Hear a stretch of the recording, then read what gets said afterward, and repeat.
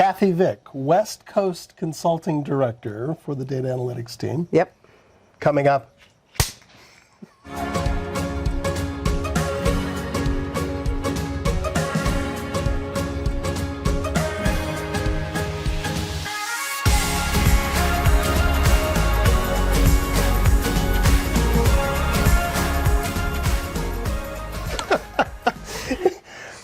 Better. I love this. We're going to have to get you on, Paul. Right. I know. Yes. All right. Kathy, so good to have you here. Thank you. Nice to be here. So we're hanging out at the Letourneau residence Yep. in Cave Creek, just north of Phoenix. Yep. And you live in Buckeye. Yep. Which is, I live down in Buckeye. Which is just west of Phoenix, Yep. in the Phoenix, what we call the Valley of the Sun, the greater Phoenix area. And it's a good, accurate description. Yeah. Lots of sun.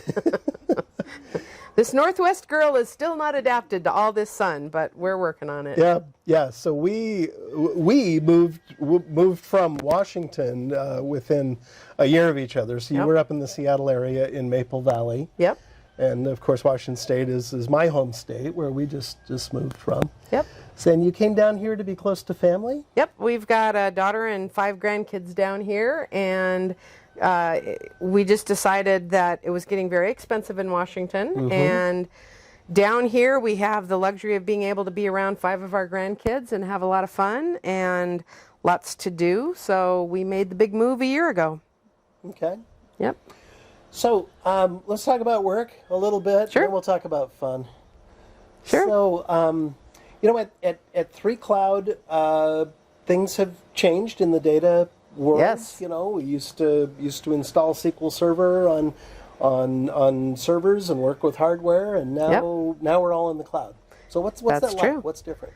So I've been doing SQL Server since before it was SQL Server, since it was SyBase. Okay. And I actually went to Microsoft in 94 when SQL 4.2 was out. Okay. So I've had a long... First real notable version Yes, of SQL that was Server. when that's when the engine was still SyBase, and it just ran on OS2. And I think SQL 6 was the one where they rewrote the engine and got the SyBase chunk out of it. Yeah. So on Windows NT 3. yeah, and got on NT. Yeah. So I've been doing it a long time, and going from server-based to cloud-based, for me it's a full circle thing. Because when I started in computing, which is 10 years before SQL Server, everything was mainframe oriented. It was time slicing on a big giant computer, and you'd buy your set of time on the computer, and that's what the company would do. Is they wouldn't own their own machine, they'd work out of a mainframe, right? Well, guess what cloud computing kind of is? It's come full circle. Well, now we're working out of it. It's like having a big mainframe, and we're all working on little pieces of the data center. So for me, it's not that different from where I started, but yet it's completely different. This is so much more interactive. You have so much more control. It's prettier. It's not just green or amber screens. It's actual color. So it's been an interesting thing to watch it come around and yet be so completely different.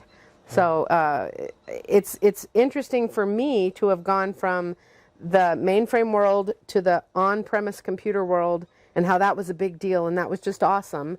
And then to come back to a cloud services-based, system, it's been fun to watch. Good.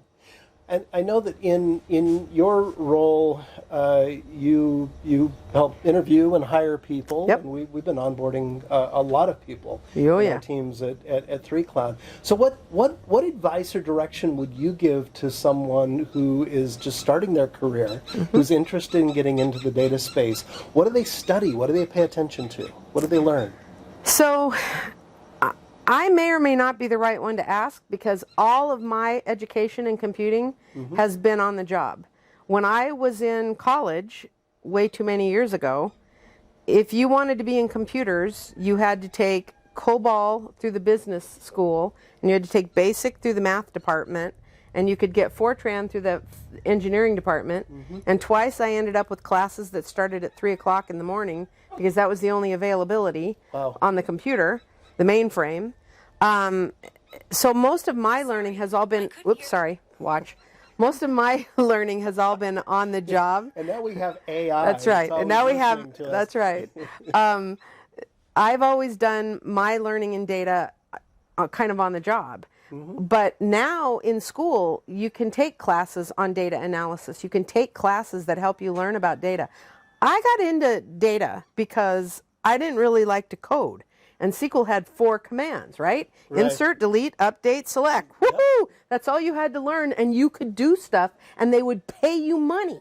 So that was why I got into data. I didn't really want to program, but I liked computers. And so for me, data, it was great. I could get in and work with data and not have to learn all this syntax. That has completely changed.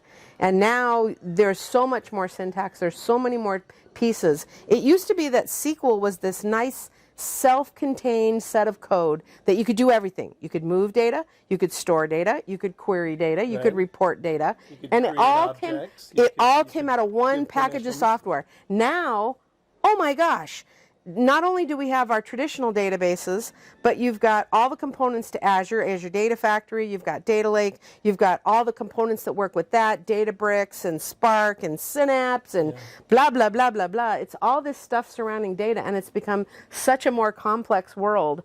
That's why I went in and got a director's job. Okay.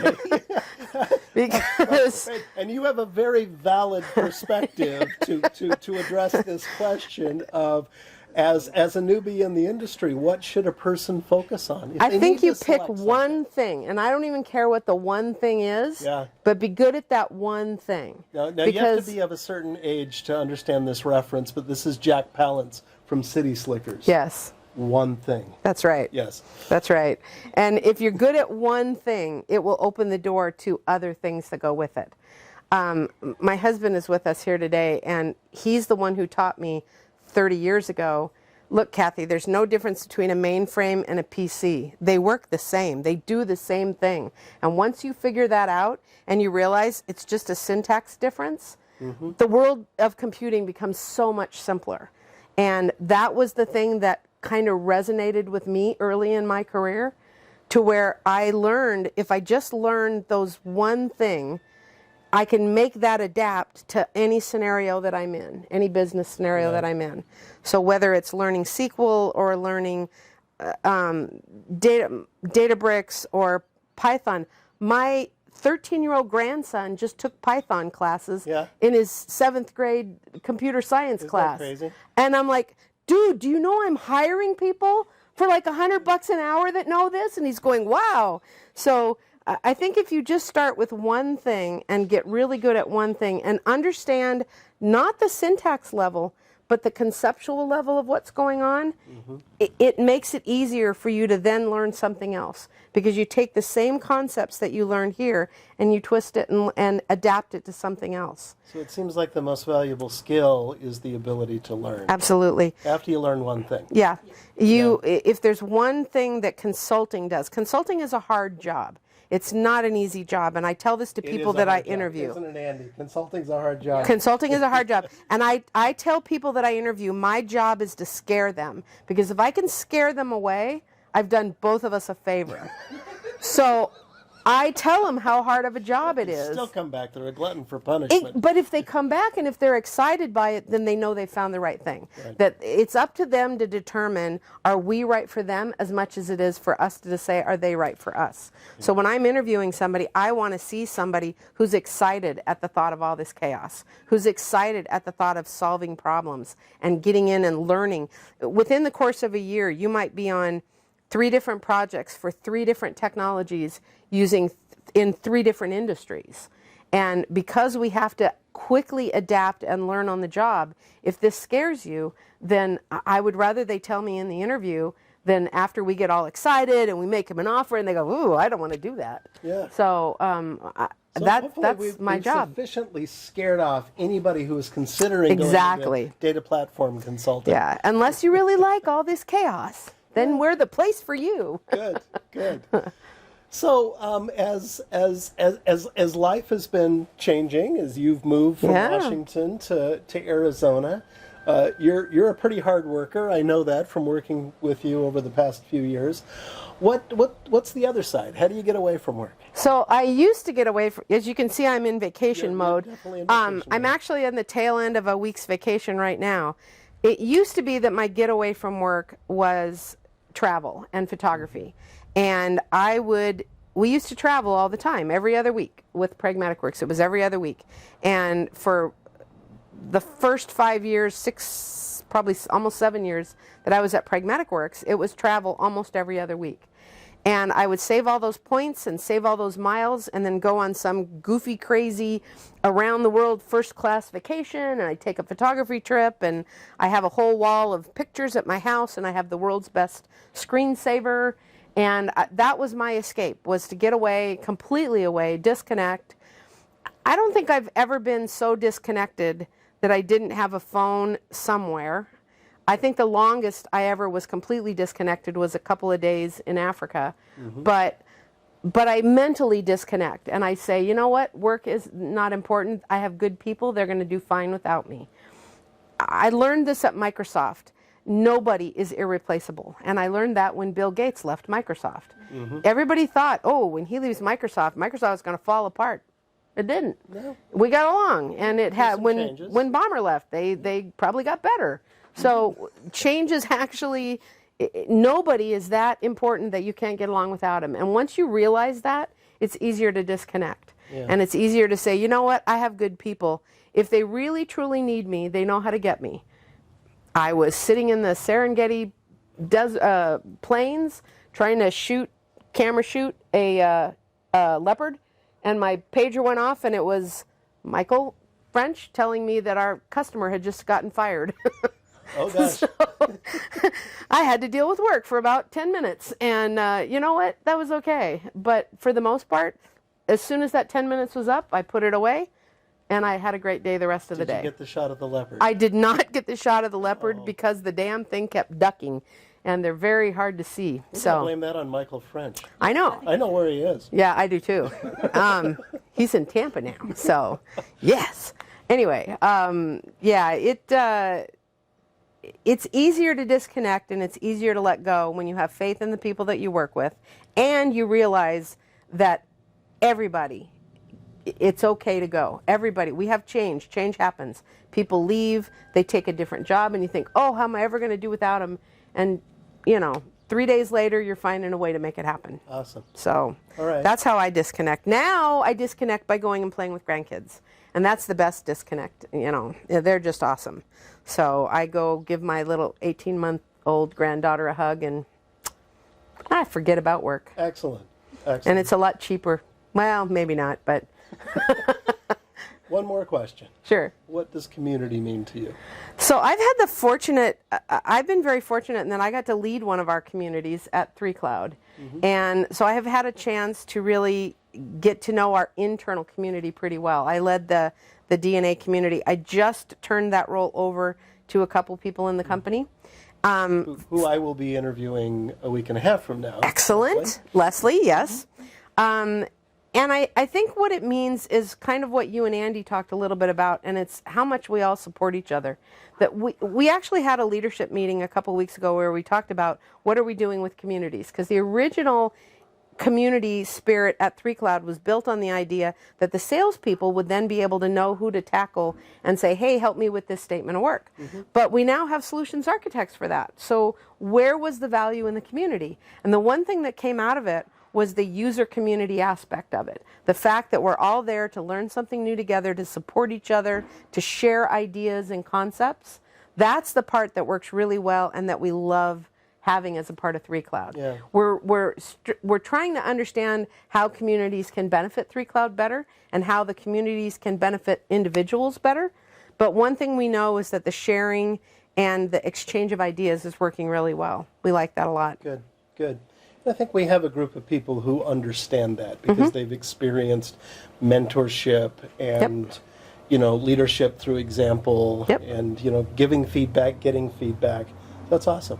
We've told everybody, if you want to get into external communities, which we think is very valuable also, start with the internal community. We can get you a mentor. If you've never presented before, let's find somebody. We got plenty of people in the company who have. We got lots of past speakers, local user group community speakers, and if you want to get started, our internal communities are a great way to go because they're a friendly audience. And even if you struggle or even if you're not very good at it, you'll get positive feedback from the experience. And it won't just be people going, what an idiot.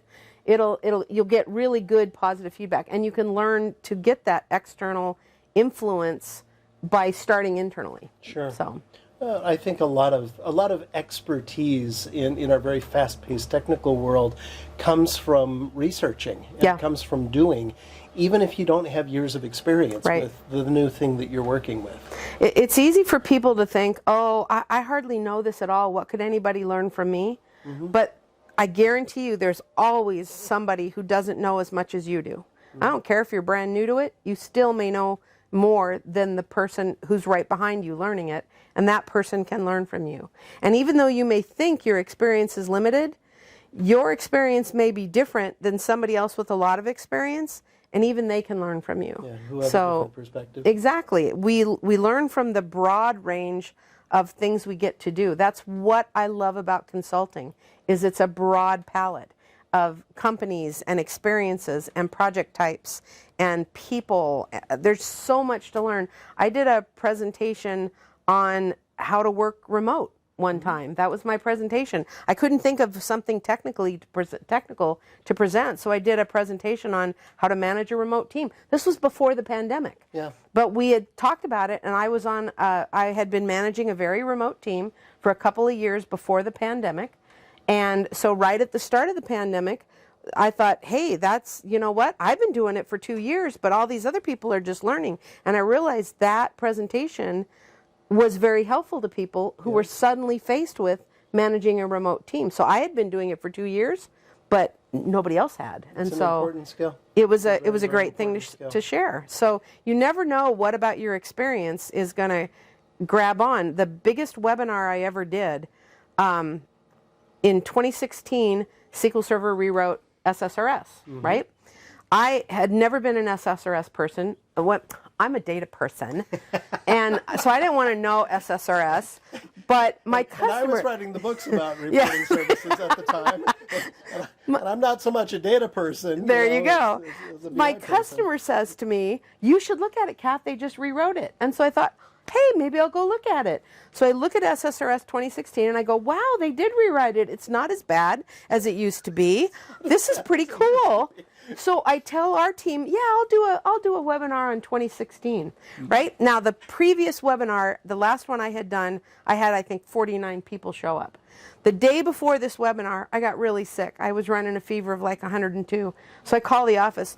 Oh, do you think we can put this off because I'm really sick today? She says, Kathy, we've had 1,000 people sign up for this webinar. Oh my goodness.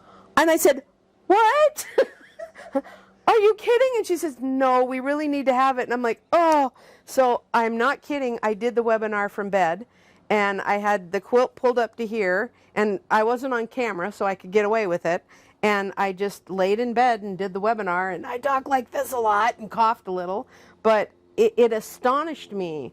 That turned out to be one of the most popular webinars we did, and I'm like, it's SSRS, but it was huge, and people loved it, and I was in shock that was the case. But you know, you never know what you do that somebody else is going to really learn from, and so people should never be afraid of sharing that experience of what they know and what they've worked on. Okay. Because lots of cool stuff. Thank you for that. That's a great perspective. Sure. So you're the epitome of the show must go on. Absolutely. Good. Well, it did that day. Thank you, Kathy. It's great to chat with you. No problem. Nice to chat. Awesome. My phone. So Ed, this is Kathy's husband, Ed. Vick? Yes, sir. And you were telling me about your past business. You used to make aircraft. Ultralight aircraft. Ultralight aircraft. Uh-huh. Tell me about that real quick. My wife and I were living in Seattle, and the Seattle Boat Show came, and they were advertising big boats, little boats, wide boats, and flying boats. And I said, ooh, flying boats. So we went down to the King Dome when it was in existence. Yep, the King Dome. Saw it, and I bought one. And I started flying it, and I realized what a death trap it was. So of course. And the senior flight instructor scared himself and quit. So they hired me as their senior flight instructor, and I went down there and kept telling them what they're doing, you know, what needs to be done. They wouldn't do it, so I bought the company. Kathy and I bought the company and spent a year and a half developing the boat. And it works great now, and it does things that even now that ultralights don't do. And there's a market out there, a big market. My wife will definitely not let me pursue that interest. Well, if you want to fly a true ultralight, you don't need a pilot's license, no lessons or anything. But it's 254 pounds, 5 gallons of gas, and a top speed of 50 miles an hour, and one seat.